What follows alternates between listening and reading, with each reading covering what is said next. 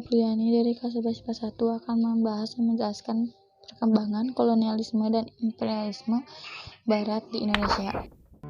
Materi kedua, masa pemerintahan Raffles. Masa pemerintahan Thomas Stamford Raffles pada tahun 1811 hingga 1816 berkedudukan di Batavia. Dalam rangka menjalankan pemerintahannya, Raffles berpegang 3 prinsip.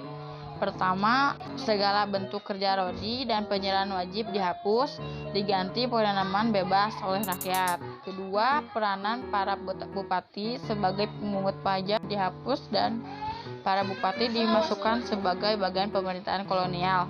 Ketiga, atas dasar pandangan bahwa tanah itu milik pemerintahan, maka rakyat penggarap dianggap sebagai penyewa. Terdapat beberapa kebijakan dalam bidang pemerintah, yaitu membagi Pulau Jawa menjadi 18 karensidenan. 2.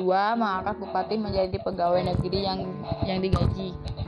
Dalam bidang ekonomi antara lain pelaksanaan sistem sewa tanah atau pajak tanah, yang kemudian meletakkan dasar bagi perkembangan sistem perekonomian uang. Kedua, penghapusan pajak dan penyerahan wajib hasil bumi. Ketiga, penghapusan kerja rodi dan perbudakan. Keempat, penghapusan sistem monopoli. Dan kelima, peletakan desa sebagai unit administrasi penjajahan. Sumbangan dalam ilmu pengetahuan, yaitu A. Mendirikan lembaga ilmu pengetahuan yang bernama Batavia Genootschap pada tahun 1708. B. Membuat buku yang berjudul History of Java. C. Istri Raffles yang bernama Olivia M. Marianne merupakan perintis kebun raya Bogor. Dari pemerintahan Raffles di Indonesia, yaitu penjajahan Inggris di Indonesia tidak berlangsung lama karena di Eropa terjadi perubahan situasi. Belanda dan Inggris kemudian mengadakan perjanjian kembali pada tahun 1814.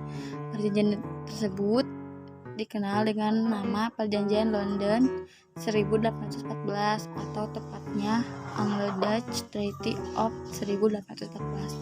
Dalam konvensi tersebut menyatakan bahwa Belanda akan menerima kembali daerah jajahan yang dulu diserahkan kepada Inggris sebagaimana isi kapitulasi tentang tahun 1811.